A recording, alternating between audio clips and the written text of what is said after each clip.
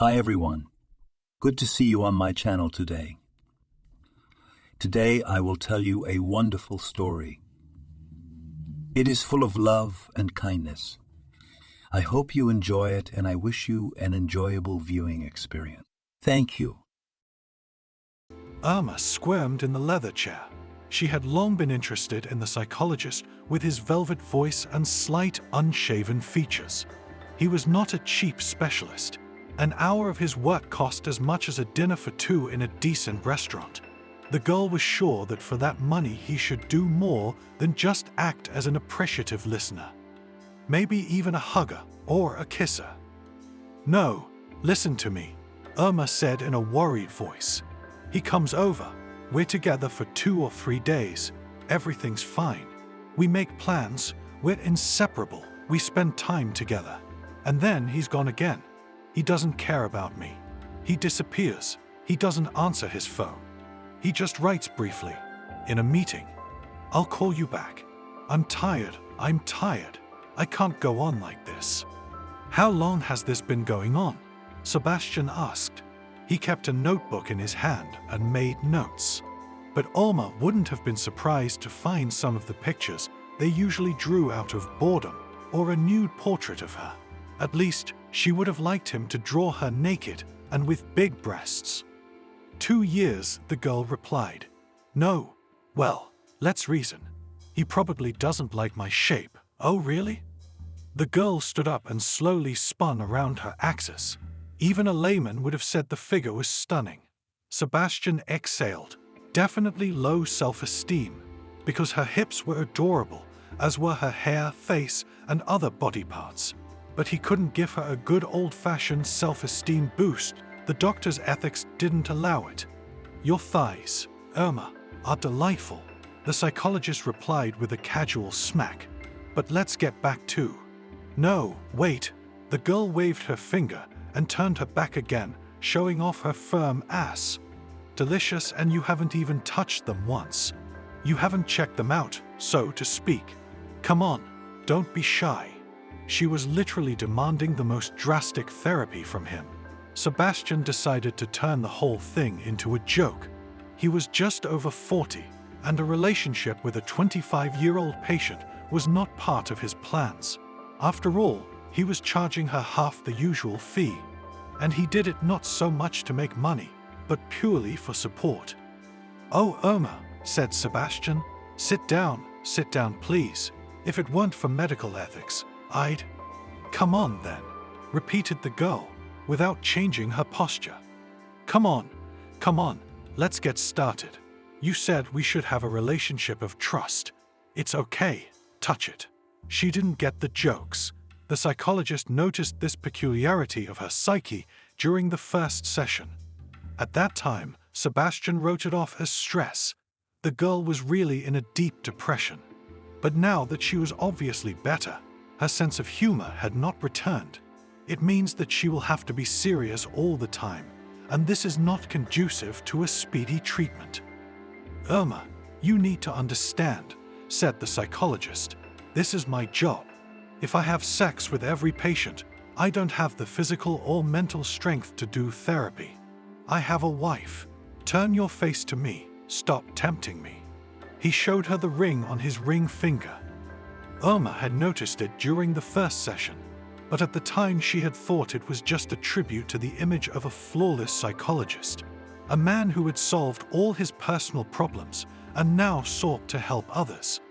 The girl thought that all men are the same, and if something happens, they will not miss an opportunity to diversify their sexual experience, even if it's a patient, especially if it's about her. "Many of my colleagues, pardon my frankness, have slept with their clients," Sebastian continued, "and none of them could resist such a beautiful and young girl. I wish I had gotten one," Irma replied with a playful smile.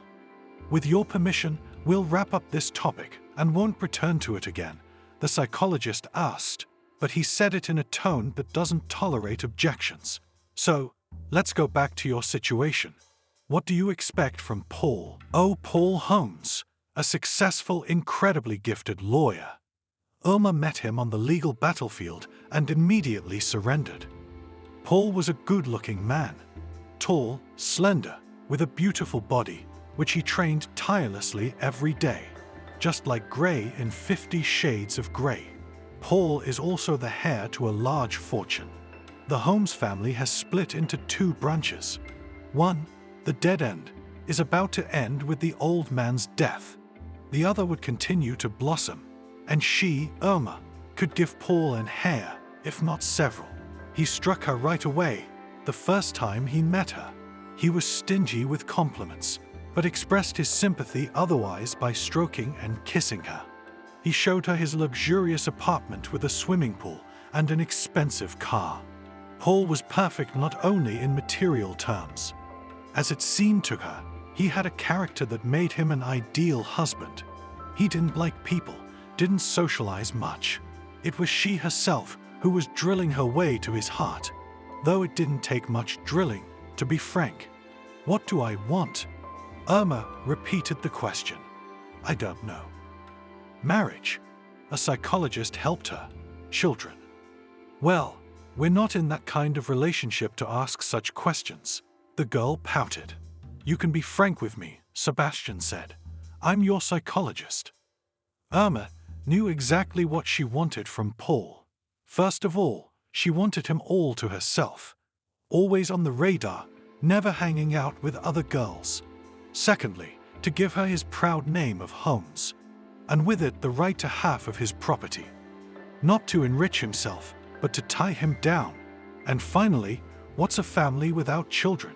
She could carry 2 or 3 boys or girls. Her personal physician told her she was in excellent health and had wide hips. I don't know, Irma replied. I don't know what I want from Paul Holmes. She looked at Sebastian again. Handsome, of course, and well-groomed. Probably goes to the gym, sticks to a diet, and gets a rejuvenating massage once a month. But not Paul, no. And besides, the pompous psychologist didn't even want to check the firmness of her thighs or abs that she had worked so hard on over the past few years. What does he know about female beauty? While at one end of the universe a beautiful girl at an appointment with an expensive psychologist was digging into the depths of her own soul, at the other end of the pole a tortured tramp was rummaging through trash bins. He rejoiced when these well-to-do people, who had their own apartments and bathrooms, threw away something useful. Like a lighter, you can refill it and use it again, or an electric kettle, even if it's not quite working. But you can take it to Roger, the electrician, and he'll give you a couple of dollars. He'll fix the kettle and sell it for a tenner. Everybody wins, everybody wins. Sometimes people threw food into the garbage cans that had just expired. In principle, it is possible to eat if you are not too much afraid of poisoning. But other homeless people have long ago taught our vagrant that food is not to be feared in principle, just like drinking. Then there's a chance you won't get poisoned, or at least not too badly. It's the body, pampered by a soft bed, that reacts so violently to infection and bacteria. Those who live on the street can get pneumonia on their feet, and often do. In general, the basis of a beggar's well-being is secondary resources. How good it is that all big stores have installed machines for accepting bottles and cans. It is bad enough that security guards may not let you into such supermarkets, or even worse, to take away the receipt for purchases, which was issued by the machine. The beggar collected anything that could bring him at least 10 or 20 cents. Paper, aluminum, glass. It is essential for a hobo to have a good cart with reliable wheels, and a place to stash his belongings and wait out the bad weather. In summer, nature itself is on the side of the destitute. You can sleep anywhere, on a bench in the park, on the grass, under a bridge. In summer, people are careless. They leave their valuables as if they want to get rid of them. "Hey, you!" yelled the owner of a strong male voice from the window. "Me," the beggar asked timidly. "Get away from my crates," the voice demanded. "Or I'll come out now, and you know where I'll shove these boxes." The beggar knew. The crates did indeed look derelict. Someone had placed them near the bench. Inside were apples, pears, and something else. But apparently the owner had not found the strength to take them inside yet. So all the vagrant could do was sigh and leave, and by all means. "Sir, excuse me," he shouted. "I really didn't know they were yours. Get out." A beggar should know how to apologize. For a bad look, for crossing the road, for a bad odor, for the very fact of his existence, if you ask me. If you can't apologize, you'll either get beaten up or call the police, neither of which he wanted. After the sessions with the psychologist, Irma did a lot of thinking. She tried to understand herself, Paul, and others. On the one hand, she had everything. Her father had only 2 children, her and her older brother Gregor, but he'd made it on his own. He went into technology, into the information sector, and by the time he was 30, he was a millionaire. Gregor is the creator of the very system for finding tours for travel, which has won 5% of the world market, so she got all of her father's financial love. He gave her a nice and neat apartment in a new clubhouse. He bought her a car, even if it was not the most expensive one. It couldn't be better. Finally, her father helped her find a good and dust-free position in the legal department of a large company.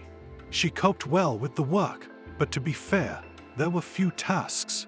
She didn't depend on anyone financially at all, and her salary was enough to live comfortably. The only thing missing was true love. Hardly anyone would believe that this spectacular blonde had only had 2 men by the time she was 25. And even then the first one, if not accidental, then unwanted. So, a good acquaintance with whom she just spent time. But it was fine without him too. Paul was another matter. It was for him that she took care of herself. For him, she had her apartment renovated in style, and for a few months, he didn't offend her with his presence, and was there most of the time. And then it started. First, he started coming over less often. Then he stopped sharing her double bed with the most expensive orthopedic mattress.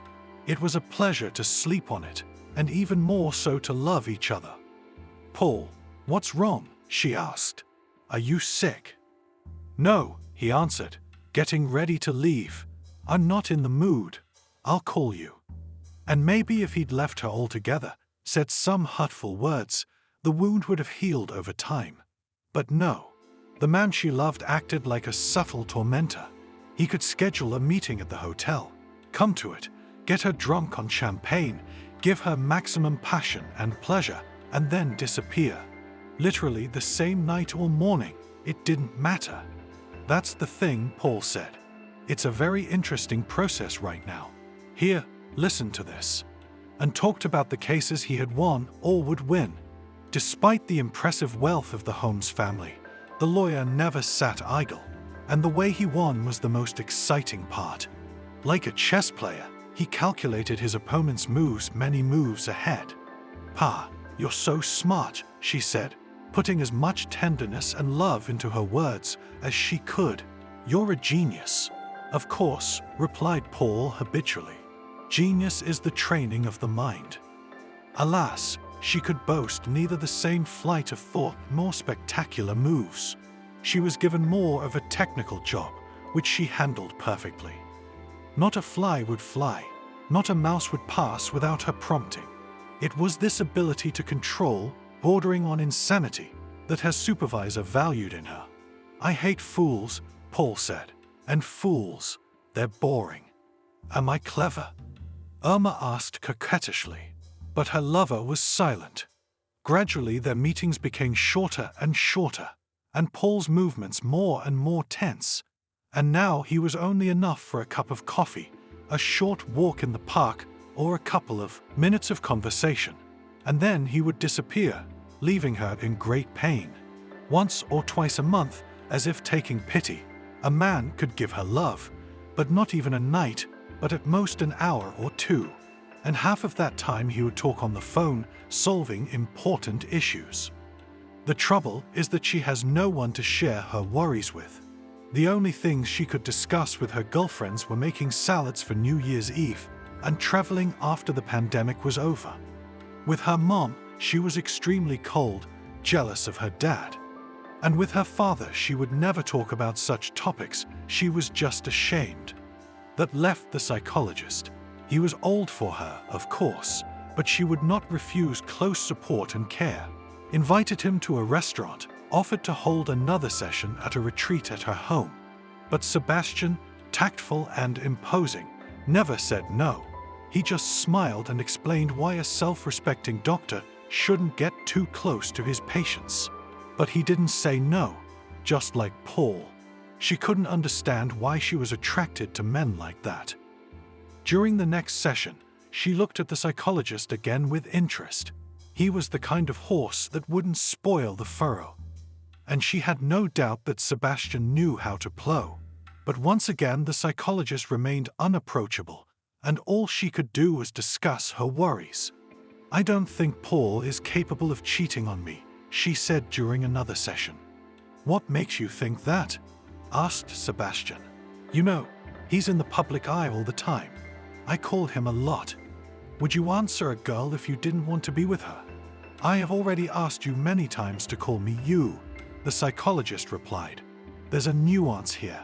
We don't even know what you want him to do. And reading his mind is a real art." "Is it possible?" the girl asked hopefully, "to read his thoughts?" "Yes," Sebastian said. "I made a psychological profile of him in my head a long time ago. And read his mind, if that's easier for you. But you won't like the first or the second." "No, tell me," Irma demanded. After all, she wasn't paying him that kind of money to keep secrets around here. "All right," agreed the psychologist. "Obviously, he has another woman. She came into his life before you. And at that point in your honeymoon relationship, she became distant. And then, for reasons unknown, their connection resumed. At first, she was in the background, but gradually she came to the forefront.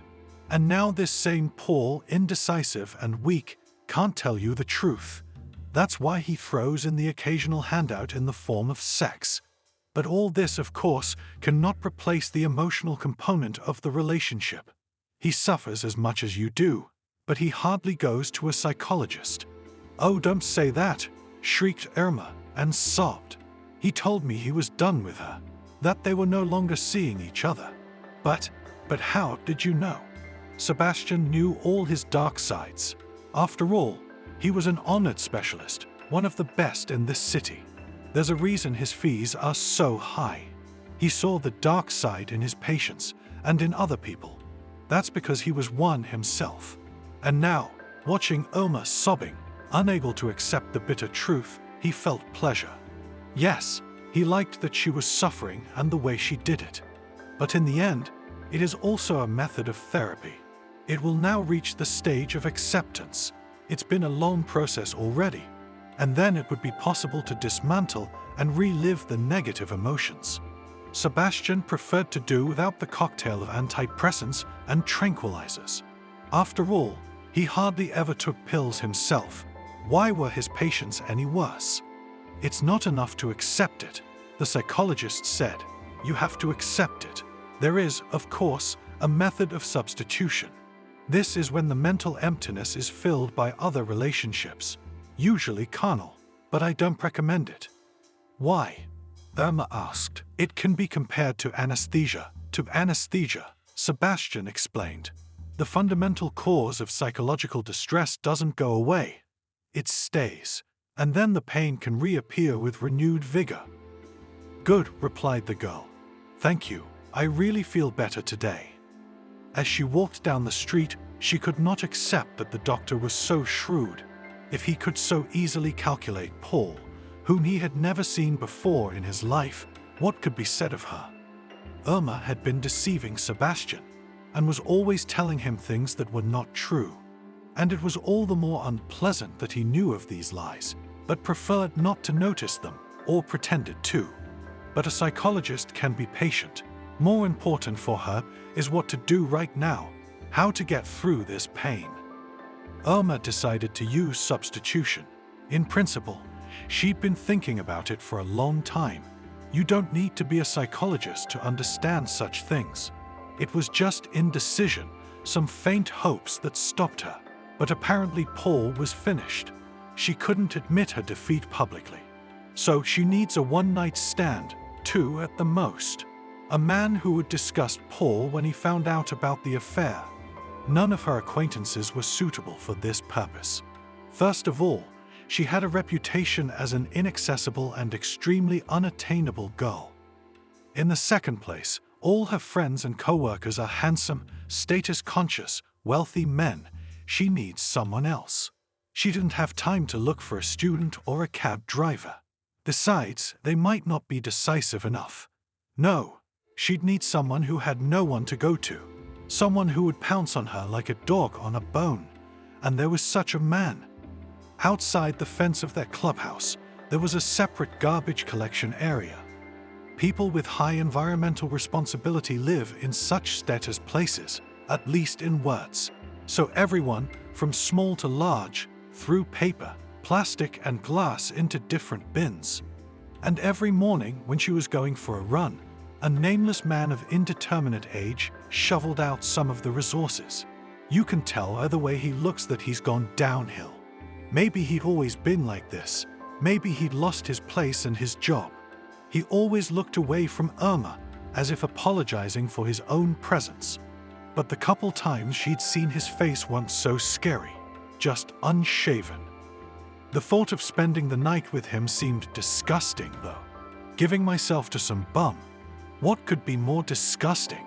But at the same time, the idea was appealing. It gave her a strange sensation in her lower abdomen, like she was touching something forbidden. And now the idea of inviting this nameless garbage collector to my house didn't seem so strange. After all, people drag dogs and kittens off the street to warm them up and feed them. How could she be any worse? And then she'd see if he was too ugly or old. She could just kick him out, or call the police. Yeah, she can handle the case. Luxury apartment, daddy's gift. New neighborhood, low-rise development, underground parking. He bought her an experimental version, with her own lawn. This area, closed off from the street, was called a terrace. There were 2 entrances to the apartment. One from the beautiful entryway, with its own lobby, and a place where residents could wash their dogs' paws, and a separate door from the terrace. There are no cameras. There's a way to lure this homeless man to your place, wash him, necessarily, warm him up, and give himself to him. Irma smiled. For the first time in a long time her mood improved. And be sure to take a picture. When Paul will see, when he knows what she went for him, he will kill himself for sure. With this thought the girl began to prepare for the operation. To sleep with a bum. She was accustomed to take any case as seriously as possible, even such a strange one.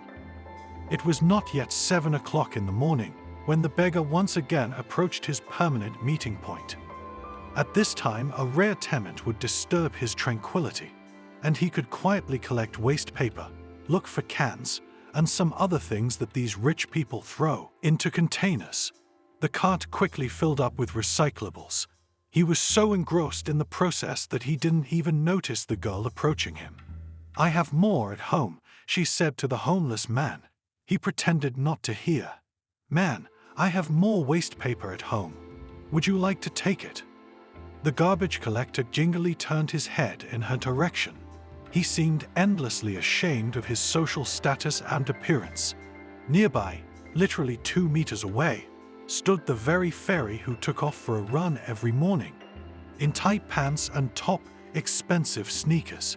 He tried to look at the face a little higher. Not her breasts, not her thighs, not her legs. "Did you say that to me?"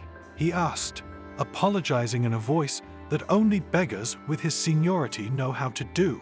"Yes, and who should?" Irma replied with a smile. She was glad that at least the bum didn't smell. "I see that you pick up the garbage in the morning, but I'm not bothering anyone." The man excused himself. "Yes, it's a useful thing to do." The girl nodded and looked around. There was no one on the street at this early hour, and the grounds were hidden by the trees. She didn't want anyone to see her chatting with a beggar. and then dragging him back to her house. "If you can't, I'll leave," the bum continued. "Stop it." The girl waved her hand. "I'm telling you, I have 2 boxes of waste paper at home. I can give them to you, but I can't carry them myself. You can come to my place and get them." He looked at her in disbelief. Usually such beautiful girls, like the resident of an elite house, don't talk to him. They don't notice him. Pretend he didn't exist. And he encouraged them in every possible way. You have to be realistic. Fairies like that exist for wizards. He was in the lowest place possible in that hierarchy, so he had no claim to anything. "Well," he replied, "I'm not going." "Why?" she asked. "I'll get beaten up there," the homeless man explained. "Like I've been beaten or bullied, or some kind of video will be recorded. One of my comrades was set on fire." "Oh, come on," said Irma. "I do charity work, by the way. I can help with more than just waste paper. Come on. They won't beat me." The tramp asked incredulously, "If anything happens, tell me at once." "No, silly." The girl gave the prettiest smile she could muster at the bum. She didn't like the idea of sleeping with him anymore, but she wasn't the type to give up halfway through. Irma would go all the way. The homeless man looked at her hesitantly. He sensed a catch.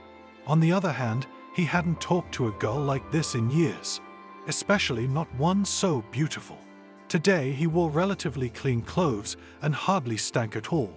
He wanted so badly to go into one of those luxurious apartments. Maybe even sit on the floor. Maybe she had a coffee machine at home and would make him a cup of coffee. "I'll be quick," he said. "I won't disturb anything, I swear." "Don't make excuses." Irma tried to joke. She hadn't been very good at it since she was a child. "Just leave it all here. The cart and the loot. And follow me as if at a distance." "All right. There's a gate over there, a private entrance to my terrace." Life has its surprises. One day he was rummaging through the trash and found a wallet with $200 in it. Problem is, he couldn't use the money properly. He got drunk, fell asleep, and when he woke up, the dollars were gone. So now you have to be very careful not to spook your luck. He liked following the fairy from a distance. Her tights were tight around her firm ass, and she swayed her hips as she walked. It was a sight to behold. Besides, he didn't have to worry about anyone catching him doing it. The girl seemed to be in the mood for maximum charity, and gave him not only a kind word, but also the sight of her beautiful figure. They entered the expensive apartment from a separate entrance. The drifter realized it was a special kind of chick, almost like a private house in a big city. He immediately wanted to take off, not just his shoes but his own skin, so as not to defile the place. It was obvious that this place was designed by a designer who was not restricted in anything. The beggar searched with his eyes, trying to find something that looked like recyclables. "Where's the waste paper?" he asked, looking around the luxurious apartment. "I'll look for him," the girl answered and locked the door. Then she meticulously examined his clothes. "You know what? I think you should wash these clothes." "But," said the bum. "Don't worry, I have a washer and dryer," Irma said. "Here, go into the bathroom. Throw everything in there, and I'll come back later and turn it on." "Can I?" The homeless man began in an ingratiating tone. "Can I? Shall I wash up?" the girl asked innocently. "Yes, there's a bathtub full. I wanted to take it myself after my run, but by all means, have a bath." Even if he was going to be the victim of a humiliating prank, he didn't care anymore. Stephen walked into the bathroom, which was the size of a downtown one-bedroom. He quickly threw off his pants, sweater, t-shirt, socks, and put it all in the washing machine. I thought about it and put my underwear in the same place. I walked over to the round bathtub that the designer had placed in the center of the room. Carefully, as if afraid of waking up, I climbed into it. The warm water felt blissful. It was good that there was foam on the surface. The water must have darkened by now. He found a sponge and began to rub his body, scraping away the dirt. At this time, Irma stood in the living room and hesitated. She had wanted to bring a bum into the apartment and use him, and here he was, sitting in her expensive bathtub. Everything had gone exactly as she had planned, which made her proud. But the fact that she was supposed to sleep with the homeless man made her a little uncomfortable. The thought seemed disgusting, like picking up a chocolate bar dropped by someone on the sidewalk and eating it. But then she imagined Paul's face when he found out, the anger in him, the way he gasped in disgust. She immediately felt light and cheerful. Yes, we must teach that scoundrel a lesson. And at the same time to give this poor tramp a surprise he had never dreamed of. Perhaps it would be the brightest event in his aimless life. Stephen lounged in the bathtub and moaned with delight. He dived in, so he could wash his hair too. He had been in a good bathhouse long ago, when he had not yet fallen to his lowest ebb. There was a bathtub like this, but deeper. Just like that time, he rubbed himself with a loofah with pleasure. This is just a holiday, thought Stephen. I wish I had more now. And before he could even finish the thought, there was a quiet knock at the door, but only out of politeness, as if his permission or invitation meant nothing. It was the same pretty girl he saw every morning on his jog.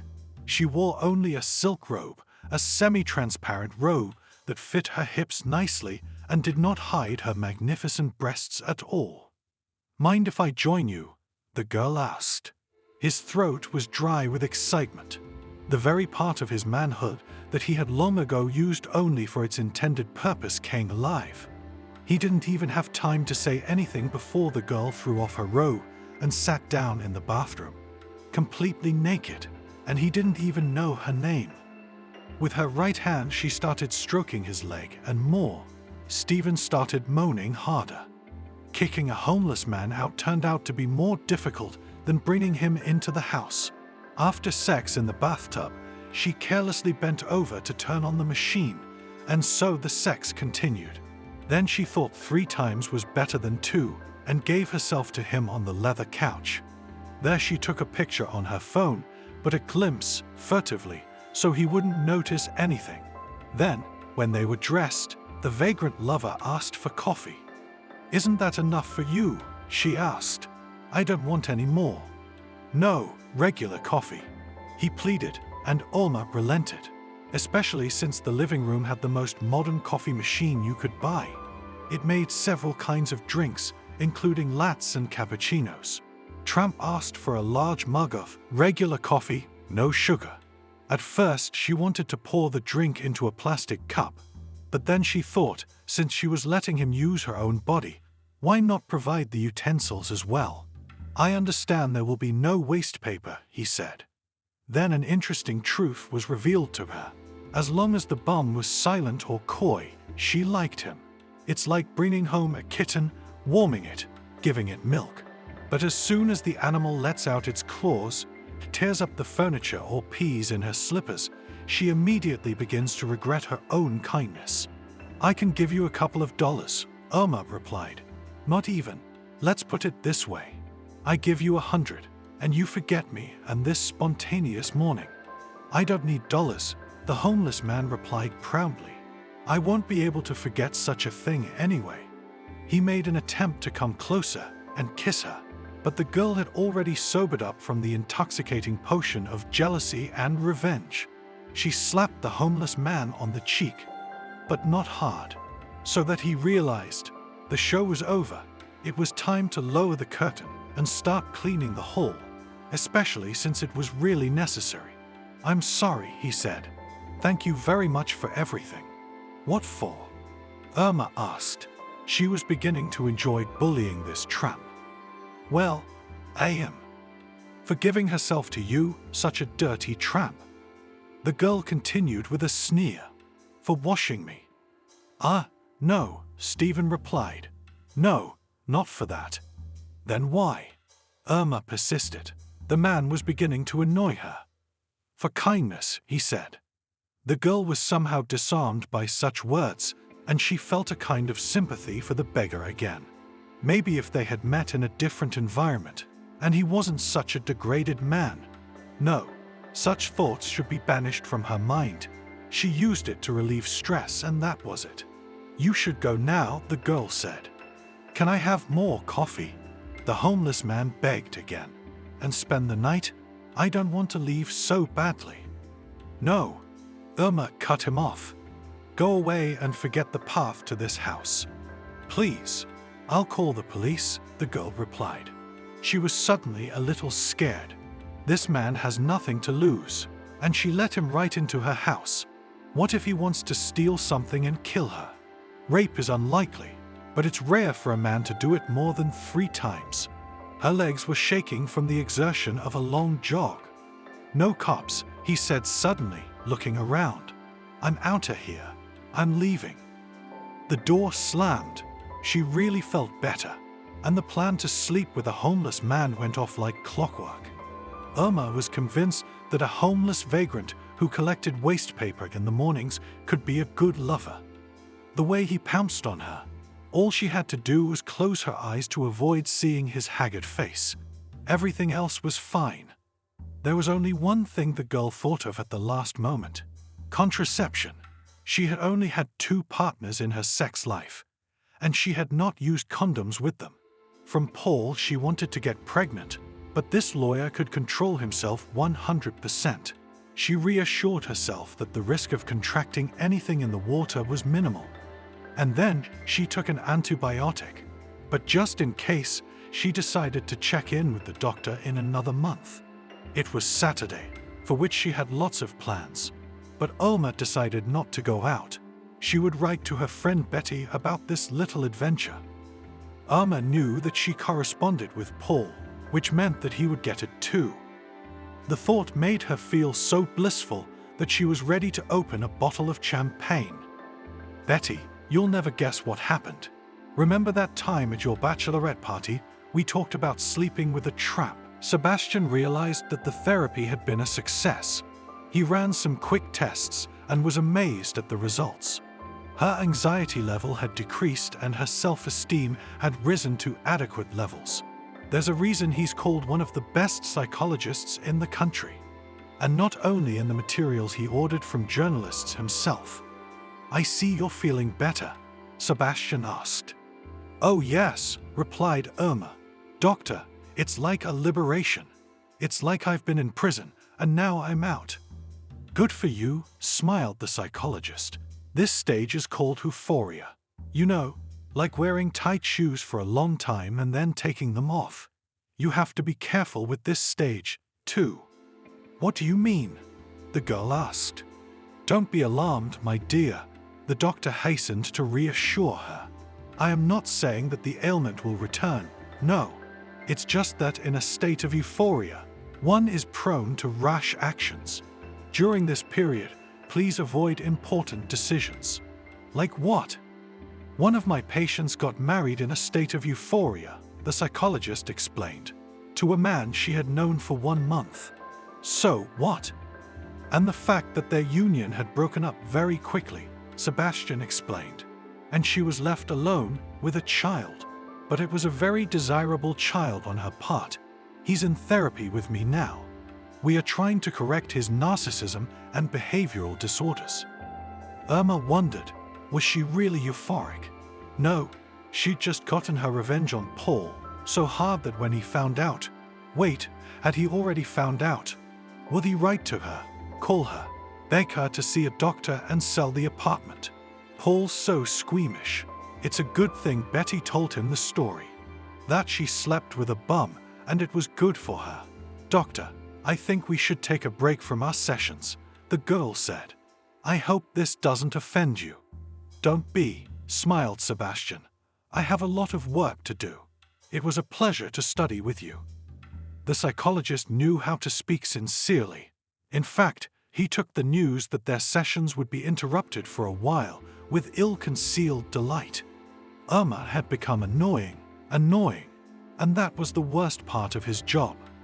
And her thoughts about him treating not only her soul, but her body as well. "No, but somehow I can't just walk away," the girl said. It's like the gestalt was unclosed. I see what you're implying, Sebastian replied. But you and I have had this conversation many times before. Too bad you're so principled, Doctor. Irma pouted. Can I at least give you a peck on the cheek? It can be done. The psychologist smiled. She walked over to him, moved closer to his cheek, and then abruptly dug her lips in, literally sucked on it. Thank you now, Doctor, said a satisfied Irma. It would be good if Paul knew about the kiss with the mature psychologist, too. She walked away to the door, swaying her magnificent hips. Now she knew for sure that they were incomparable. Stephen felt disgusted for the second week in a row. The whole thing with the pretty girl who had given herself to him seemed like a dream. After a few hours spent in the warm and cozy apartment, he was so sick of going back to the street. He still came to that rich man's house every morning and saw that fairy again, but she passed by, pretending that he did not exist. Go away. I'll call the police, she said when he tried to move closer, or the husband. No. Stephen waved his hands. I need waste paper. That's all I need. Go on your way, the fairy demanded, pulling pepper spray from her pocket, or security will be here in a minute, along with her husband. But after what happened? There was nothing, the girl replied sharply. Once again, your husband will come, and you will look pale. Of course, she has a husband. These rich people can afford all kinds of liberties, all kinds of experiments. Figuratively speaking, she wanted something spicy, something forbidden, and she got it. And the fact that he, Stephen, has a name and a soul is of no interest to anyone. Forgive me, he said, stepping away. I'm sorry, I won't bother you again. He ran away. He had few women. He had little time to get to know them. Stephen was born in one of those neighborhoods you don't want to miss. He never knew his father, and his mother spent all her time looking for work, trying to get by. From childhood, Stephen was left to himself. He did not like school. There he was constantly teased for the ridiculous clothes bought by his mother. Don't let me down, was all she said. You're the only thing I have, the only thing I have left. As a child, he could disappear to the library, which he loved not only for the books, but also for the free tea. But that didn't stop him from getting into bad company, drinking and smoking. He was a disappointment to his mother, time and again ending up in the police or stealing from her for small things. Because you can't steal big from your mom. She herself is as poor as a church mouse. And at the age of 19, after many prayers and symbolic punishments, he foolishly ended up in a penal colony. His story was as banal as that of dozens of other unfortunate comrades. In pursuit of easy money, Stephen began to drive the cargo of Big Stan, a notorious kingpin in their neighborhood. And once he got caught by the cops, they were very happy to intercept a drug shipment, even if it wasn't the biggest. Juice him up, the cops said. You'll get another year. And if you don't talk, I'll give you a king's sentence. Stephen didn't turn anyone in at the time. Therefore, only 7 years later, at the cost of incredible effort and suffering, he found himself on the outside. Big Stan did not appreciate his deed, and there was nowhere to go. His mother didn't wait for him. A couple months before his release, his heart stopped. His room was repossessed, and he had nowhere else to go. For 3 years, Stephen hung around the neighborhood, collecting bottles, cardboard, and doing odd jobs. But he didn't go down. He couldn't go on living like this, but he didn't want to go back to prison either. Of course he did. 7 years in 4 walls. Immediately after his release, he got in touch with a kind woman who seemed at first to be 10 years older than he was. But her kindness quickly faded, and Stephen found himself in the position of a whipping boy. After 6 months of humiliation and constant shame, the man thought that it was better to live on the street than with such a megalomaniac. He'd been alone ever since. He carefully avoided those tramps who could give him something resembling love. And he couldn't afford professional mistresses of passion. But for a man on the street, the planning horizon shrank to a single day. so Stephen did not suffer much from loneliness. "See you later with the beautiful fairy." He wanted to ask her name, but she only covered his mouth. And now this rambling invitation for waste paper, which in the end didn't turn out to be any, had completely changed his life. Now he too wanted to live in his own apartment, get coffee at the push of a button, and take a bath. "Stephen, hi. I could hardly find you. You need to hide," Stan said. "The police are looking for you." Not that they were friends, more like companions in misfortune. Stan had helped him more than once. He gave him expired sandwiches that the supermarket threw away every day, gave him vouchers for the night shelter. Stephen tried to be a grateful companion. He gave him cigarettes if he could get a few. He could spare an extra $1. Why? "I don't know, but they were on the prowl," Stan said. "There's a place where you can lay low. I'll make inquiries and find out what's going on." "Oh, really?" It's not that the homeless never help each other, but constant hunger, cold and drinking kill a person's personality. That's why a vagrant is always selfish. He thinks only of himself, but this is purely to do with survival. If you waste all your energy on others, you'll die on your own feet. That's why Stan's offer was so strange. It wasn't customary for homeless people to help each other, but this was exactly the kind of situation in which he knew why they were interested in him.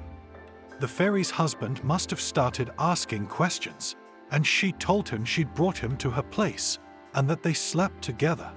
Made up a rape story, and now they were looking for him to throw him in jail once again.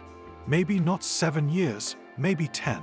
So, hesitant though he was, he accepted Stan's offer.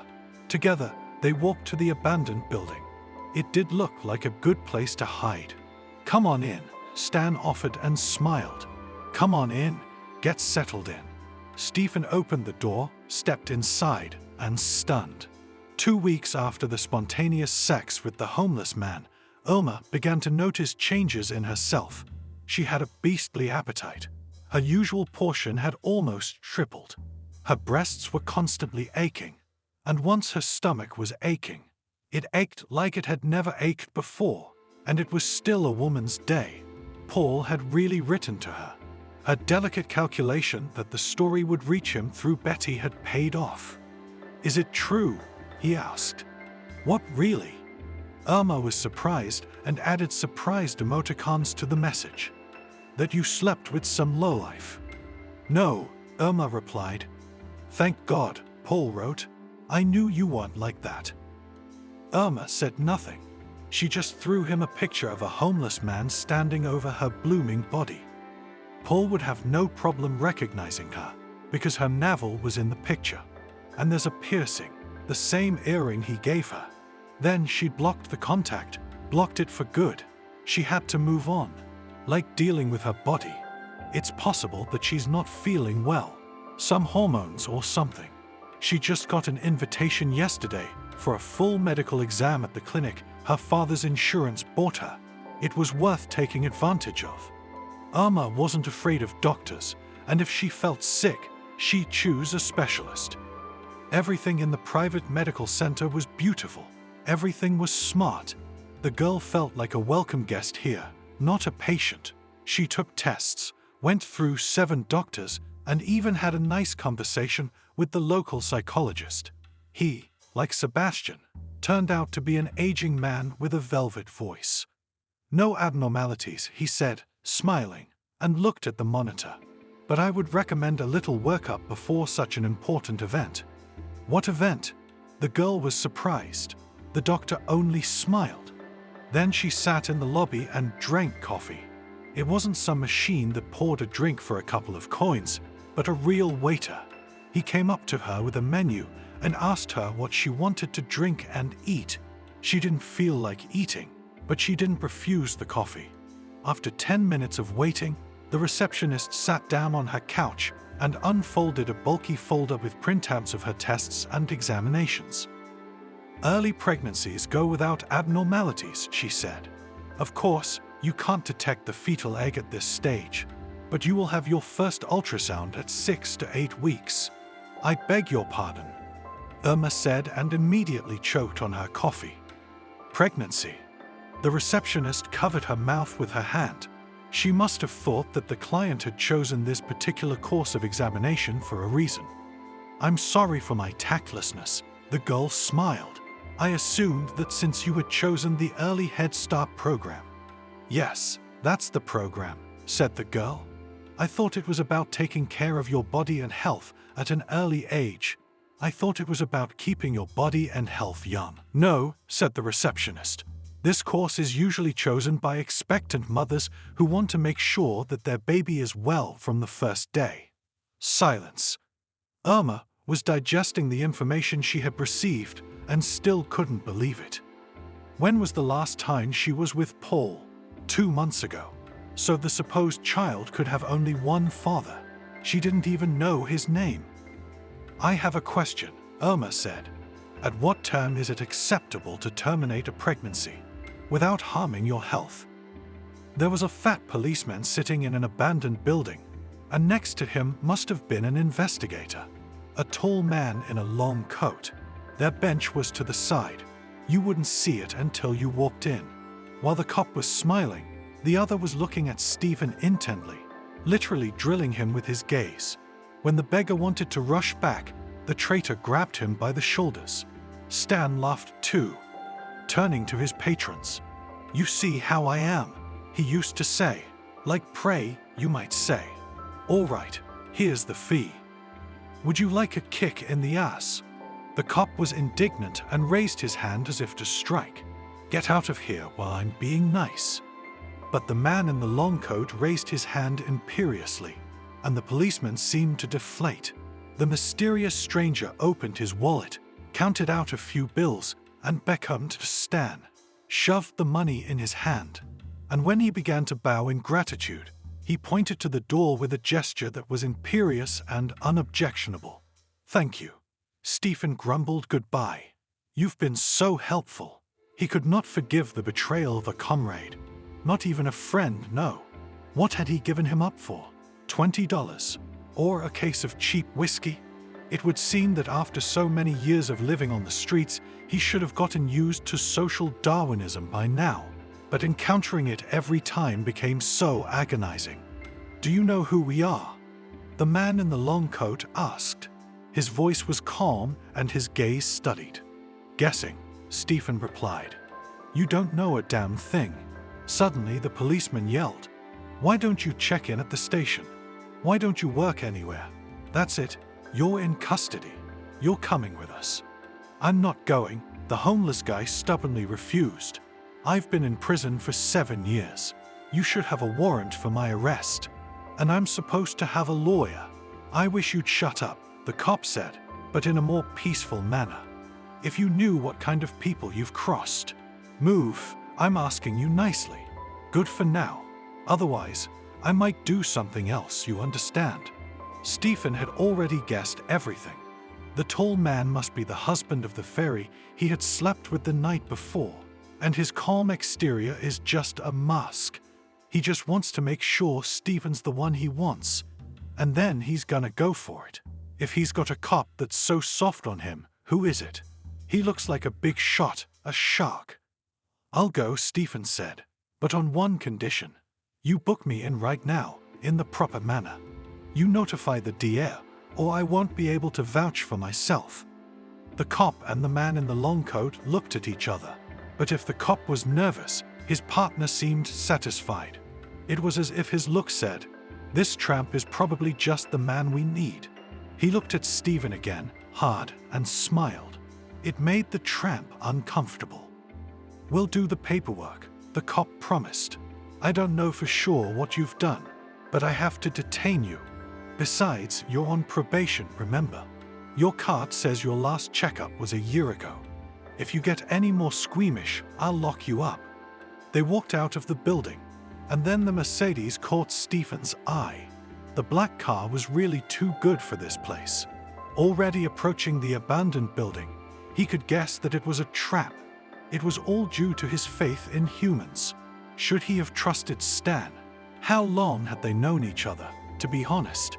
You can't really have trustworthy friends on the street. Any beggar will sell out a fellow beggar. It was driven by a cop who never identified himself. But Stephen could see that it wasn't a cop's car. He touched the steering wheel too gently, took the gearbox too gently. A man in a nice coat sat in the back with Stephen and asked strange questions. Did you know your father when your mother died? Did you ever try to find out anything about your family? Stephen decided to keep quiet. I will not answer your questions without my lawyer. Cut off the beggar, and at that moment he seemed to himself a very brave man. The station was nearby. Stephen had been there when he'd been arrested for vagrancy, but each time he'd gotten off with a minimum of indoctrination or a night in the monkey house. He didn't understand why anyone cared about his lifestyle. You'd think if he had his own corner, he'd be wandering the streets and sleeping in the basement. And if he had a job, he would be collecting bottles and waste paper. When will you formalize the detention? Stephen asked as soon as they entered the office. Silence, the policeman shouted. I'm in charge here, you understand. I need a DNA sample. You're supposed to be on file, but you're not. Somebody must have missed it. How? Stephen asked. How am I supposed to turn in the sample? Here, swipe the wand in your mouth. The cop squeamishly handed him the kind of thing you used to clean your ears with. And if I don't want to, said the beggar, looking thoughtfully at the cotton wand. You will, the cop nodded. Make it quick, I don't have much time. Stephen complied. After all, if they wanted to take samples, they could do it themselves. Better that way, of their own free will. He swiped his wand across his palate and dropped it into the bag the cop held in front of him. The cop closed it and squeamishly, with 2 fingers, put it in the box, sealed it. The main thing is not to catch anything from you, he said, as if poverty were a serious disease. It's what I do in the service. Every now and then I have to touch something dirty. He was taken to a separate cell. Then Stephen realized the situation, and everything fell into place. If they're taking DNA samples, it's definitely rape. The fairy must have gone to the police, and they're checking her story. Remorse burned inside him. He shouldn't have bought those 2 boxes of junk mail. He shouldn't have jumped on her like a dog on a bone. Miracles don't happen. Who knows that but Stephen? He shouldn't have approached her then. A couple days later, maybe she was frightened, and his DNA could have gotten right inside her. He'd gone crazy when he'd seen that gorgeous body. He pounced so hard he couldn't stop. The steel door of the cell opened. That's it, get up, the policeman ordered. You're leaving. You're leaving with me. To court? Stephen asked. To the prosecutor's office. Not into the woods, the cop answered and smiled. Just don't get snippy, all right? It'll be worse for you, pretty boy. Irma was literally hysterical. What a way for her to exact her revenge. So, there were 2 victims in this story, she and her family. At 25, she was ready to become a mother. And if it was just some random person, some fling at a nightclub or on a dating app. Irma's heard that it happens. Some people can't get pregnant for years, they go to doctors, and some are lucky enough to get pregnant once and for all. A random person would be accepted by her family, but we're talking about a homeless man. So she, a clever and calculating woman, told Betty about it, and even sent a picture of the admirer to Paul. She wished she could rewind time, give up on this crazy plan, but it's too late. Her belly would be growing now, and in a few months it would round out and the baby would emerge from there. She looked around the apartment anxiously. No, it was definitely not suitable for children. Too many sharp corners, too drab an interior. So the apartment isn't ready for a baby, is it? After all, any woman can find herself alone with her baby. And men, even the richest, sometimes show marvels of ingenuity to leave the child and his mother without means of subsistence. Irma didn't believe in coincidences. She was a fatalist. It seemed to her that everything was already predetermined, and she, a lawyer by education and vocation, had always been an opponent of abortion, and in her scientific work as a naive student, she proved that life begins long before breathing. When the clinic offered her a choice of 2 options for getting rid of an unwanted pregnancy, she decided to take time out. "I need to think," she told the registrar. "I need to think about it." She could hardly keep herself from weeping. She thought everyone around her knew about her tragicomedy, that she'd slept with a homeless man and gotten pregnant by him. Of course, in an expensive medical center, no one would have thought to ask her about her personal life. "Shall I make an appointment for you to see a psychologist?" the receptionist asked politely. "This is an excellent choice for those who have doubts. You know what we're talking about, don't you?" "Is the psychologist a man?" Irma asked. "Woman. And I need a man," she screamed and ran away. It was a little childish. But when it came to abortion, she trusted only the stronger sex. She needed a sober mind, a coldness that women rarely possess. On the one hand, she understood that abortion is murder and also a risk to the health of the unwed mother. On the other, to raise a child alone from an unnamed father, she decided to walk home on foot. Autumn was beautiful and ruddy, but nothing made her happy. Who to ask for help? Who to ask for support? There weren't many options. You could call Gregor, of course. He's got 2 kids of his own, a great wife. But he lives on the other side of the world. It's the middle of the night. Or, Daddy, Irma said into the phone, sobbing. "What if your daughter, your little girl, got pregnant?" "Not so little," the father replied with a laugh, and his voice gave her strength. "The daughter is at an age where it's time to get pregnant. Tell me, is it true?" "Yes, Dad." "Congratulations." He brightened up. "What, Paul?" "No," said Irma. "Let it be a secret." "A secret?" "Daddy, I'm serious," replied the girl. "I will never tell you who the author of the future masterpiece is. And please, tell this to Mom and never ask the question again. I'm calling you about something else." She was getting ready to tell him all her doubts, that raising a child alone was difficult and hopeless, that she's still feeling young herself, that she has no family, and that a son or daughter without a father is a psychological problem in the future. But it was as if Dad had guessed what she was thinking. "Don't doubt it, my girl," the father said as gently as he could. "I will be like a father to your son or daughter. Do you hear me? You've wanted children for a long time. Keep it and don't doubt it for a second, my dear. Together we can do this." "Do you really think so?" Having calmed down, Irma hung up the phone. To come to her senses, she needed to do her favorite business of planning and forecasting. She either had to renovate or move to another apartment. "No, let this one stay. There is a terrace. You can go out with the baby. If he suddenly does not want to sleep, set up the nursery in the guest room. After all, guests will not go to her for a long time now. Try to make room for a nanny. She will go on vacation for just a little while, and then hired people or parents will take care of the baby. After all, pregnancy and childbirth is not the end of life. Rather, on the contrary, its very beginning." Relieved, Irma sat down at her laptop and began reading articles on parenting. If she was to be a mother, she would be one of the best, if not the best. The black Mercedes was now driven by a man in a coat, and a cop sat beside him. He wasn't handcuffed, but Stephen was still uneasy. No one was answering his questions now. The men were obviously happy, both the cop and his partner. The one behind the wheel kept whispering, "No way." "Where are we going?" Stephen asked. "Why didn't you formalize my detention?" "Who told you you were in custody?" The policeman grinned. "We just invited you for a ride.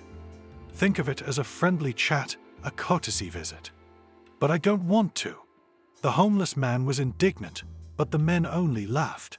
"By the way, Stephen," continued the policeman, as if nothing had happened, "it's been 3 years since you got out. Your probation's been lifted. I've prepared an excellent character reference so that no one will ever bother you again. Are you happy?" Steve was silent. He was uneasy because he didn't understand what was happening. Why was it as if the deuce had been switched? Obviously, the cop was talking to him differently now. You might even say he was fawning and fawning. Besides, if they'd wanted to hurt him, they certainly would have behaved differently. Probably would have tied his hands and put him in the trunk, and put a shovel on top. They did indeed come to a forest, with a large estate at the foot of it. The gate opened, and a black car drove into the grounds. The Mercedes approached the mansion itself, which gave the impression of a castle. "What are we doing here?" Stephen asked. It was nothing like the massacre in the forest he had already prepared himself for in his mind. "Shut up," the cop replied. "I don't know any more than you do. My job is a small one, to find you and hand you over. I don't know why they want you. And you'll leave me to them?" Stephen asked with horror. "Don't worry," the policeman replied. "They won't do anything to you. Or rather, you're not likely to be disappointed." Well, think about it. What else could happen to you? You're already at the bottom. There's only the grave." The car stopped near the front entrance. All three of them got out of the car, and the man in the black cloak finally addressed him. He was smiling strangely and even shuffling from foot to foot, though he gave the impression of a very confident man. "My name is Clifford," he said, "but you call me Cliff. Who are you?" "I'm Mr. John's special assistant," he explained. "I'm Mr. John's special assistant," he explained. "I used to be in the police force, even the Secret Service. But then, I got bored. Mr. John hired me to protect him." "From the enemy?" Stephen asked. "Worse, from friends. Be patient. You'll find out soon enough." "What am I supposed to do?" "First things first, and shave. I'd suggest a bath as well," Cliff said. His voice was dry, colorless. "The old man shouldn't be seen like that. He might have a stroke, and he won't survive a second stroke. Just relax. Have you ever swam in a river? Just relax and ride the wave. All right, let's go." They entered the mansion through the front door. There were people scurrying about, probably servants. They paid no attention to Clifford and Stephen. The beggar walked on carpets, on natural parquet and stone. It seemed to him that with his dirty, worn-out shoes, he was spoiling these expensive materials, and that in a minute he would be thrown out at best. The mansion seemed even larger from the inside than from the outside. "I've already taken care of everything," Cliff said. "Here, come on in." They entered a large room that resembled a modern studio apartment. At one edge was a bed, high and canopied, and on the other edge a shower stall of gigantic proportions. The floor was carpeted, and in the center of the room was a film spread. There was a small path leading to it. "Here," Cliff said. "Go to the center, drop your things. Then shower. There's a robe hanging there. Then a hairdresser, a barber. We've already picked out your clothes." Should I take my clothes off?" Stephen asked. "Don't worry, I'm not some rich pervert," Cliff smiled. "I swear I'd tell you anything, but let it be an old man. I've been in the service for 100 years, you know the rules. Just relax and let the wave carry you along, okay?" Stephen exhaled and obeyed. He walked to the middle of the room and began to undress, taking off his rags, tossing them on the floor, and each new piece of clothing he threw harder and harder. It was like a caterpillar shedding its cocoon to finally become a real butterfly. After a hairdresser, a barber, and a long rack of expensive clothes, Stephen didn't just feel like a different person, he became one. His gait changed, his gaze changed, his posture straightened. He walked as confidently as if he were 18 years old again. He didn't remember hoping for anything so much since then. Cliff walked behind him, and when Stephen looked back, he smiled and encouraged him. Go on, I'm right here." He liked this assistant to the mysterious Mr. John more and more. They were going to get along. Maybe he'd hire Stephen and teach him everything. It seemed the rich house needed him for something. and he didn't even know what it was. As huge as the mansion was, they arrived. There was a frame at the entrance to the room that was spraying antiseptic. Cliff pulled out 2 medical masks. "Put it on," he said. "You don't have any immunizations, do you?" The room was like a hospital room. It had the same sterile odor that medical facilities can boast of. As Stephen looked around the room, he didn't even immediately recognize the owner. On the bed by the window lay a thin, gaunt man, covered with tubes. Sophisticated instruments were counting his pulse. Tubes extended not only to his arms, but also to his nose, apparently to help him breathe. His gray hair was cut short. In his left ear is a small earring. Only the man's cheerful gaze made it clear that the dying man used to love life and knew how to live it. "I've been looking for you for a long time," said a man connected to different tubes. Come here. Stephen was silent. He approached the dying old man and stopped 2 meters away. The landlord gestured for another step, and another, took him by the arm.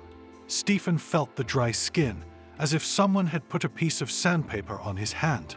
The old man was warm. "Your mom," the man continued.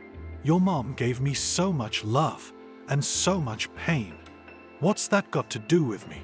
asked Stephen. "Mom's dead. I'm sorry." "That was years ago," the homeless man replied. "I got over it a long time ago. Although at first, frankly speaking, it was very upsetting. When I got out of prison, I couldn't wait." "I only just found out," said the man and coughed. It seemed as if he was about to give his soul to God.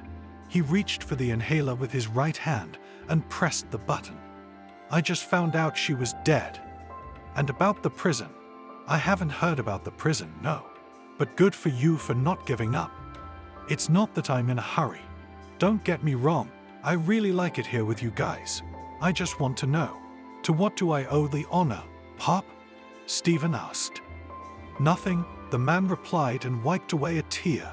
"Take off the mask, son. I really am your daddy." "Dad?" Stephen's eyes went wide. He sat down on the chair carefully placed beside him. That man, that hot-blooded, hot-breathing father of his. Where's he been all these years? Why did he remember him only now? Stephen experienced feelings long forgotten, joy, hope, and even love. For a moment, everything ceased to exist. That huge mansion, the servants, the expensive cars. In the whole universe, there was only this shriveled old man and Stephen. "Dad," he whispered, taking off his mask.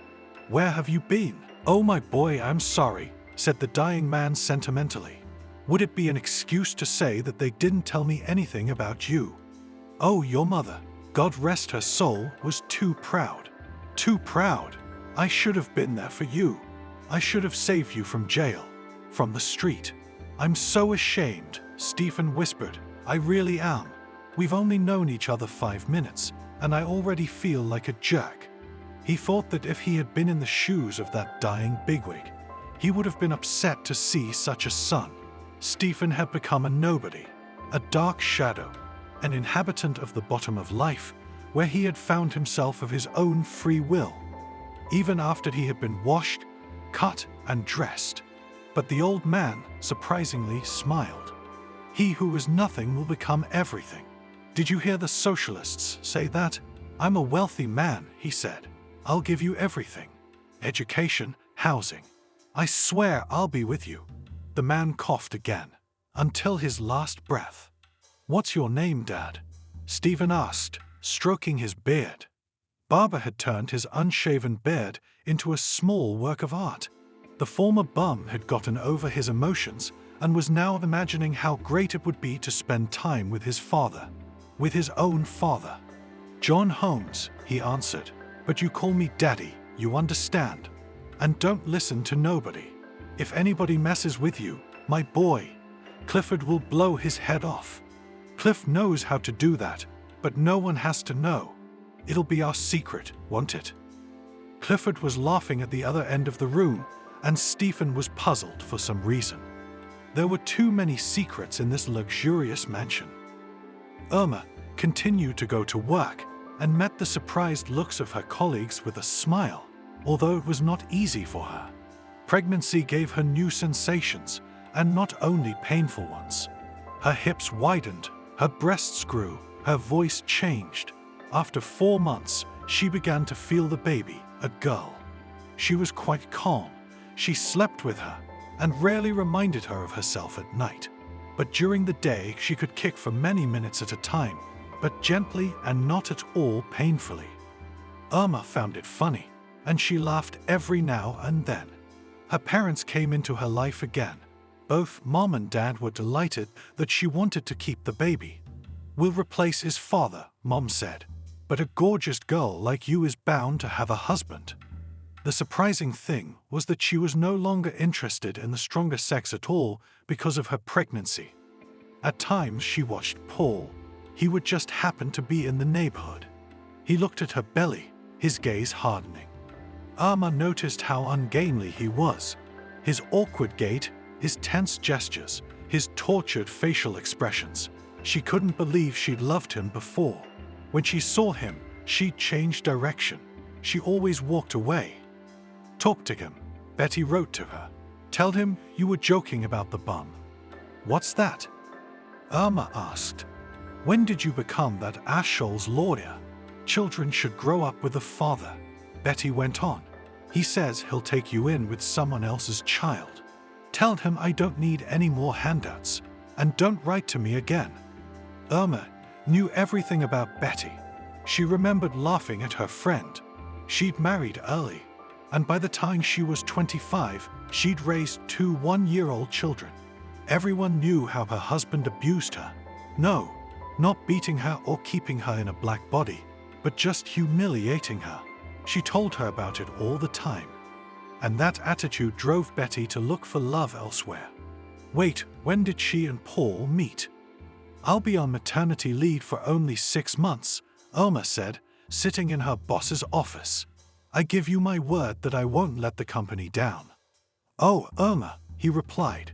"There's a big change coming, you know. We're being bought. The owners are discussing the terms of the deal now, but a deal in principle has been reached. It's like they want to keep me. I'll be sure to point out that you're a valuable employee. Also, in your position, you don't want to be nervous. So take any news about reorganization with a smile." With a smile. "Yeah, you have a beautiful smile. And you know what? I'm really happy for you. You're gonna be a great mom." Although his father was going to die any day now, he was still not going to go to the next world.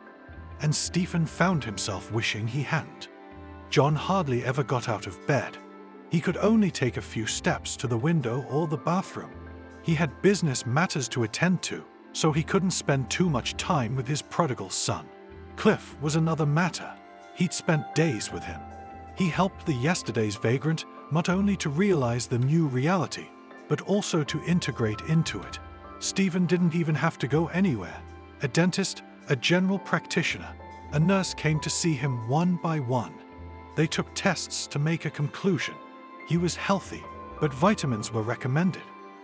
Cliff helped him to settle in and not go crazy in his new home. "Your father has no children at all," he said. "I'm preparing a paternity petition right now.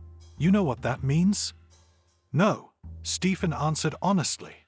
"That you get the proudest last name in the world, Holmes." "Will I inherit his money?" asked Stephen. "Of course not," Cliff replied. "At least it's honest." The old man had set up the foundation. In fact, he set it up a long time ago, about 30 years ago. You see, here's the thing. It's impossible to run this whole empire. Not you, not me. It'll be handled by specially trained people.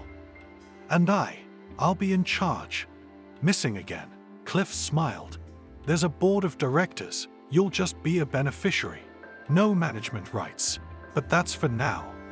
"What am I to do?" asked Stephen. "Listen to me," Cliff replied, licking his lips. "You won't last a day without me. As soon as the old man leaves, they'll be all over you, believe me." "Are they going to kill me?" "Of course not," laughed the father's assistant. "They'll get you drunk." They will scatter white paths under your feet. They will pour you a sea of luxury in which you will drown. But I can see in your eyes that you're not like that. Isn't that right? Okay, Stephen nodded. I won't touch drugs. I'm only interested in girls. Young, tall, beautiful. We'll organize that, Cliff promised. Just not under the old man's nose. He doesn't like that very much. Every day Stephen had someone to tutor him. An expert in manners and communication came to see him. He taught him how to construct sentences, how to gesture, how to persuade. Thanks to him, yesterday's vagrant realized his potential. After 2 months, he felt like a businessman, and he was terribly eager to manage something. I don't believe you, Stephen, said the manners expert after another exercise. That's where you're not at all convinced. The main thing is that I believe in myself, you understand. And looking at the look of fear on the teacher's face, he smiled. I'm kidding. But you convinced me for a second, didn't you? I wouldn't recommend using such crude methods. That's not what I'm teaching you, Mr. Stephen. He was tutored by a teacher in finance, the basics of law, and he also learned German and business analysis. He liked to study. He also liked wandering the corridors of the mansion, looking at the portraits of his distant relatives, reading books in the library. That's how they live, the rich. They have everything and they can't get enough. And now he was one of them. The labor went surprisingly well. Irma had heard so many horror stories about what happens to moms and babies. She was afraid to go to the delivery table. But money works wonders, and even before the first contractions, all her fears disappeared thanks to the support of the staff. After the labor, she felt exhausted and happy at the same time. Now she was a mother. When a baby girl was placed on her chest, Irma blossomed. It didn't matter who had fathered the child. God had given her a daughter, no other way. Only in that moment did she feel the emptiness of her soul filled by children. And now she would look at men with even less trust. Could her future husband be a father to the child? Congratulations, smiled the midwife. 3 kilograms, exactly 50 centimeters. A very big girl. Thank you, Irma replied. She could feel her strength leaving her. You're going to rest now. We'll take care of the girl. Just be careful, okay? Irma asked. Of course, replied the midwife. We treat children as if they were our greatest asset. You need to rest. Do you hear? Yes, of course. She was taken to the room on a comfortable gurney that ran like a boat on the waves. The nurses gently laid her on the bed and covered her with a blanket. They immediately connected sensors to her arms to measure her blood pressure, pulse, and other parameters. Next to her, on a table, was her cell phone. Can I give you a sedative? The nurse obligingly offered, to make your sleep more restful and deeper. No, she whispered. I feel fine, as good as can be. I'll share the news with my family, and then I'll go to sleep. Okay, the worker replied, walked out of the room and carefully closed the door. At that moment, she even regretted that her father had paid for the top-end services. She wouldn't mind lying with other women in labor now, sharing her emotions. She picked up her phone and texted her father, her mom, her friends that she had an adorable daughter. Feeling energized, she decided to read the messages on Messenger. A message from Betty caught her eye. Irma, call me now. They're looking for you, you hear? They say Holmes himself is looking for you. He had a nightmare. It was cold outside, winter had begun, and his woolen socks had been stolen, and he wandered the streets with cold feet, risking frostbite on his toes. All the cafes were closed, and behind the panoramic windows there were customers, and they laughed at his grief. He wakes up. He's lying in his own room in his father's mansion. He forgot to turn off the air conditioner, and a faint stream of cool air drifted down his legs. The poverty, the street, the garbage, it was all in the past. That was the scary dream, and now he was awake. Now he would hold on to this reality with hands, teeth, and feet. He would never touch drugs or alcohol, and he would never trust anyone. Stephen could not escape the feeling that the chain of these processes had been set in motion by a fairy, whose name he didn't even know. However, why not make inquiries? With his new powers, it would be such a trifle. He marked it for Cliff. He taught him how to take notes, so he wouldn't miss an important thought. Today was a special day. Today he would be introduced to the board as the new beneficiary. Cliff had told him all about the people who were now feeding off his father's company, and how it was vital that they seize the initiative, humiliate Stephen, and discourage him from managing. "Look at this," the deputy told me. "Alberta's in charge. It's just a man in a skirt. She controls all the financial flows, directs. She's a very smart woman, but she's not very nice. Her right-hand man is Victor, a man as flexible as can be. He will pretend that everything is fine, but in fact he will play his own game." "Are they the ones I need to be wary of?" asked Stephen. "And not just them," Cliff replied. "Then there's Mr. Anthony. He's dreaming of taking Alberta's place. We'll use him, but later." Clifford suggested not wasting time, but trying to take the initiative. "Hire auditors, check every dime that went through the accounts." His father's company wasn't a one-size-fits-all operation. The old man had invested skillfully in many different areas. And now the money was making money in trading, car manufacturing, the information market. "Huge currents are closing in on the three of them," Cliff said. "If you don't show them who's boss, they'll be all over you." Yesterday's conversation had scared Stephen for some reason. He thought the rich never had any problems.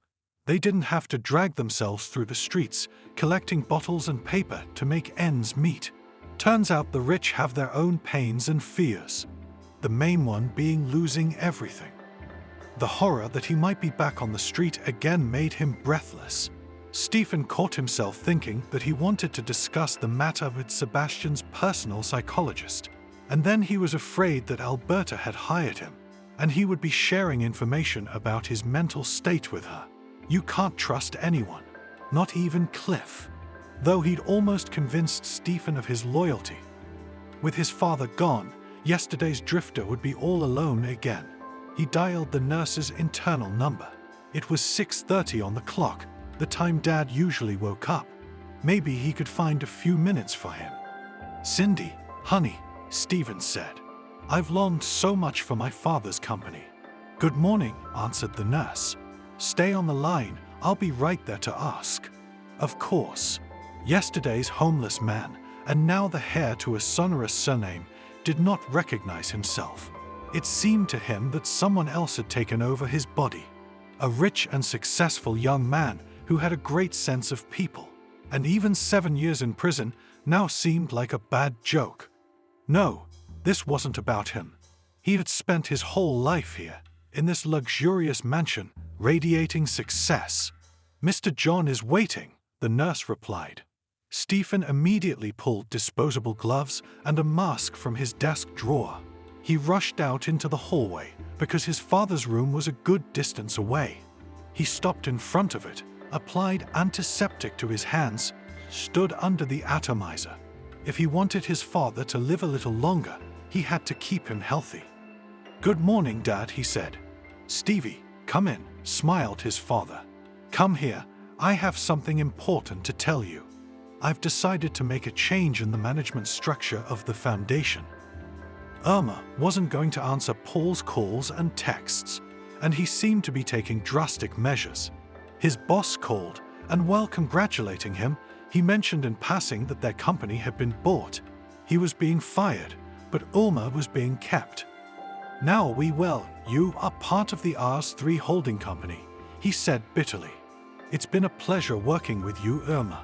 By the way, I'm going to open my own little office here. Don't you want to join me?" The young mom remained silent and didn't answer anything to the proposal. She was not going to leave the beautiful office and start her own business. No way. She wouldn't quit, and besides, people like her should be kept first and foremost. She politely said goodbye to her former boss and told him she would miss him. The first weeks with the baby were not easy. My daughter woke up every 2 to 3 hours and demanded to be fed. On the doctor's advice, Irma switched to artificial milk almost immediately, and she never regretted it. It took only a couple of minutes to prepare the formula, but she could eat whatever she wanted without restricting herself. Irma, we're so happy. Mom was delighted. Maybe you can tell us who the baby's daddy is. Honey, I told you. Dad interrupted. You and I agreed not to ask Irma questions like that. When the joy of motherhood dulled a little, Irma suddenly felt sorry for her little girl. She would grow up like that, without a father, and she could hardly tell her the secret of who her father was. After all, the child's psyche might not be able to withstand such information. The main thing now that no one found out her secret. First, she had to completely cut out those who had that information from her social circle. She blocked Betty, and over time found new friends. They were all young moms just like her. They would gather around the block, wheeling their babies on gurneys and sharing the progress of how their babies were eating and egg-yolking. She was not going to go to work until the baby was 6 months old.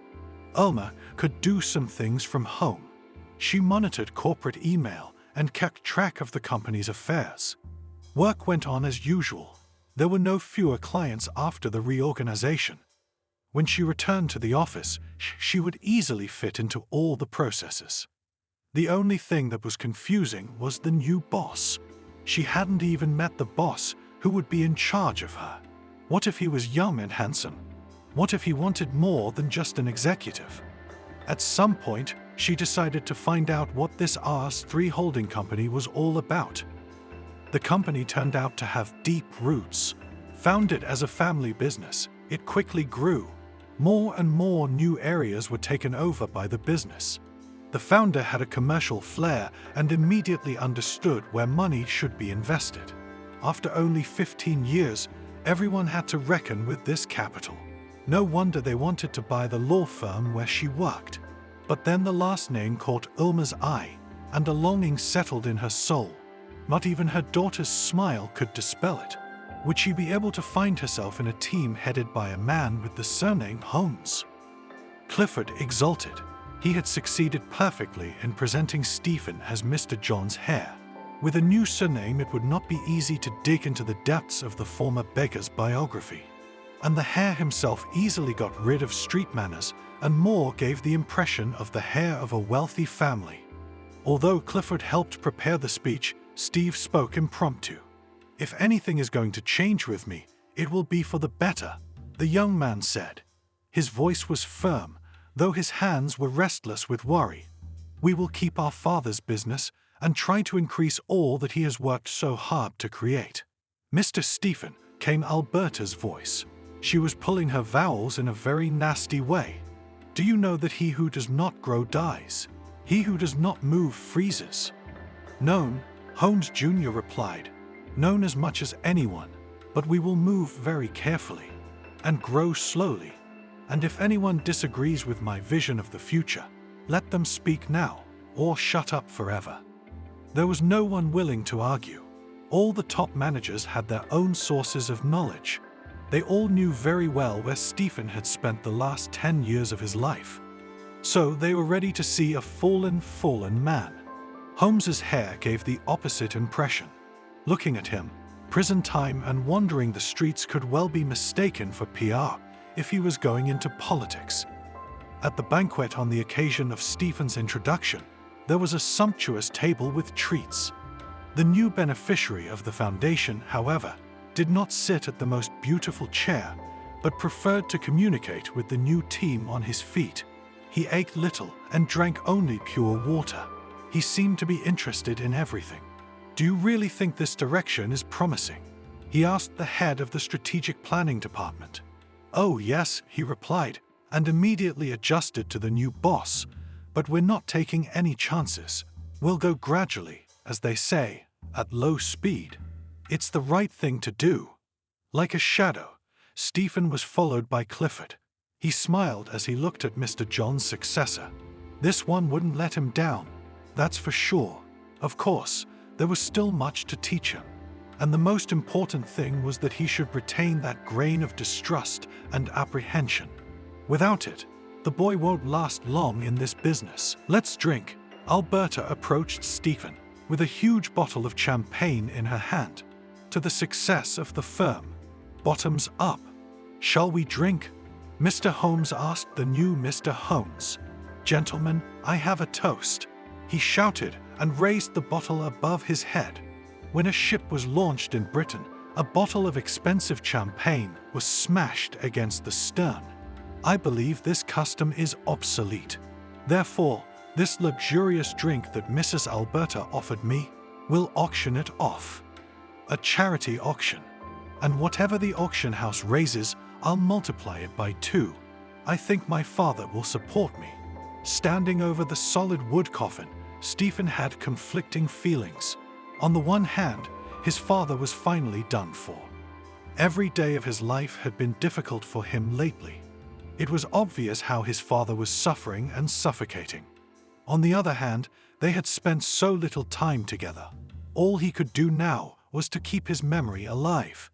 Not to squander, but to increase his inheritance. "I'm sorry," said another person who came to the last farewell and shook hands. There were more than 100 of them. Stephen was already tired of thanking everyone for these words. It seemed to him that there were no sincere people here, that all of them, one way or another, would want a piece of the financial pie left by his father. And when the assistant appeared next to him and offered to step aside, Stephen was glad. At least he could trust this man, and his condolences were indeed sincere. "I tracked her down," Clifford said, and held out a folder as they retreated to a separate room. "Here's the full dossier." "Who?" wondered Holmes Jr. "That girl you asked for," the assistant replied. "Do you remember the morning you took office?" "Oh yes. What do you think?" Stephen yawned. He didn't want to show his interest. 27 years old, unmarried, never been married. 1-year-old child, paternity not officially established. Very positive and extremely positive girl from a successful family. "That's how it is," Steve replied. "You know, she was very kind to me, back then, you know." He avoided talking about his past directly, and the years of living on the streets became a succinct "when." "Of course," nodded Cliff. "I understand perfectly. I wish I could get a meeting with her." "That's easy," the assistant said. "She works for your company. Or I mean our company." Shortly before he died, the old man decided to get involved in corporate law for some reason. She's a senior specialist in one of the departments, just got out of maternity leave. Can you imagine? Although Irma's maternity leave was short, returning to work was still a challenge. It was as if she had been born again. In the short year she had been away, everything had changed, not just the boss. However, thanks to her organizational skills, she had quickly gotten things under control. Although Irma had expected trouble, knowing that Paul's family had bought out the company, everything was fine. Rumor had it that they were controlled by the heir to John Holmes himself, though for years it was believed he had no children. Irma didn't bother to delve into her ex's genealogy. Even her father was considered a poor man against their background.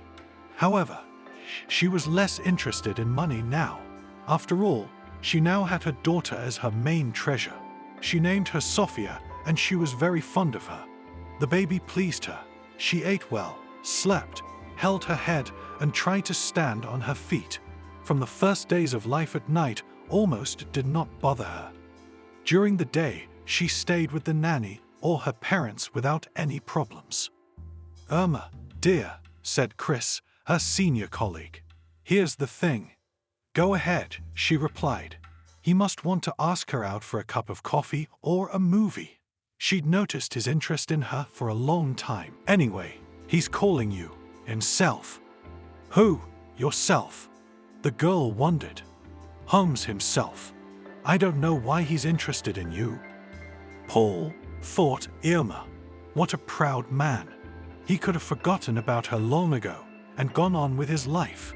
But no, he was not lazy and persuaded his family to buy the company.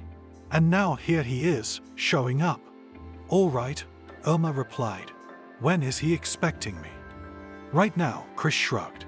In the principal's office. The girl went up to the top floor of the office.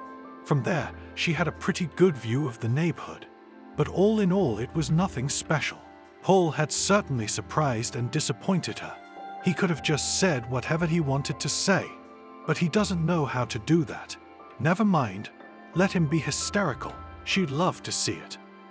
Mr. Holmes, she asked innocently, entering the hallway without knocking, but instead of Paul, a completely different man was sitting there.